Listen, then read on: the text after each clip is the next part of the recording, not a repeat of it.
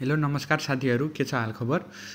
आज चाहिँ हाम्रो रुम पार्टनर हरिदाई नेपाल जाँदै हुनुहुन्छ। उहाँ चाहिँ अहिले कपडाहरू लगाउँदै हुनुहुन्छ जानको लागि। उहाँको सामानहरू सबै प्याक भइसकेको छ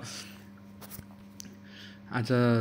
अनि ढकालदाई पनि एयरपोर्ट छोड्न जाँदै हुनुहुन्छ हरिदाईलाई।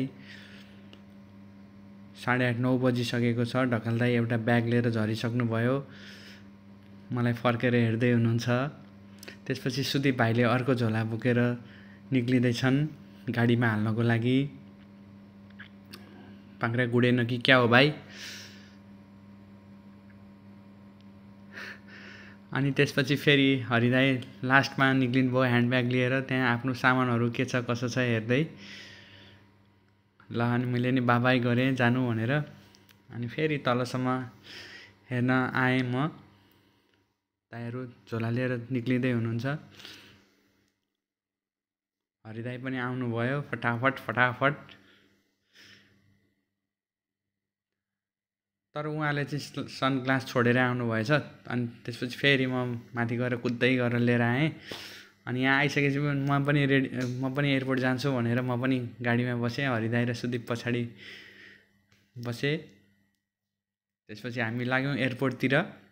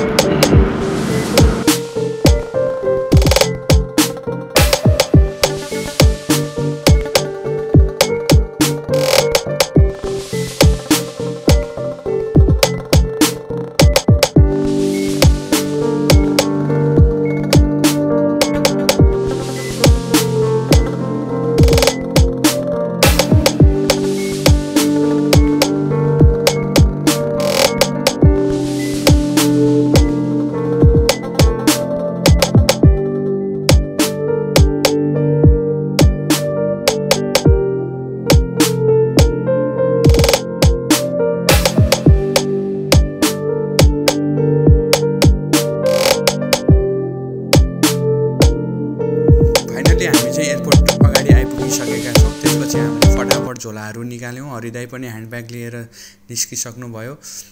त्यसपछि यहाँ चाहिँ अब जो ट्रली लिन गयो त्यो सामानहरू हाल्नको लागि। त्यसपछि मैले ट्रली लिएर आएँ। अनि यो सुटकेस लगेज ब्यागहरू मिलाएर राखियो हरिदाई र म भएर। ढकालदाईको चाहिँ यही बेलामा कल आएछ फेरि कसको हो। अनि ब्याग हालिसकेपछि अनि हात मिलाइयो अब जाने भनेर। तर मसँग चाहिँ हातै मिलाउनु बिर्सिनु भएछ हरिदाईले हात दिँदै पनि। अनि त्यसपछि सुदीप भाइले यसो फोटोहरू नि खिचे जाने बेलामा। मैले चाहिँ भिडियो गर्दै थिएँ। अनि त्यसपछि एकछिन फोटोसोटो लिएर बस्यो। एयरपोर्ट हेरेँ मैले सरर लाएर। अनि त्यसपछि हरिदाईलाई बाई छोडेर अनि त्यसपछि जाँदै हामी चाहिँ बाई गऱ्यौँ, फाइनल बाई गऱ्यौँ। यसरी हरिदाईलाई आज एयरपोर्टबाट पनि घरतिर लाग्यौँ। अब घर जानको लागि अगाडि बढियो।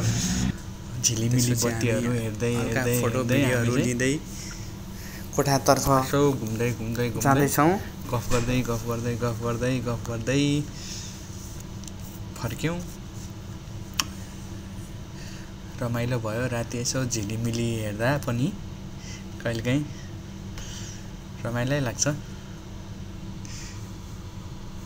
बाटोतिर यसो भिडियो खिच्दै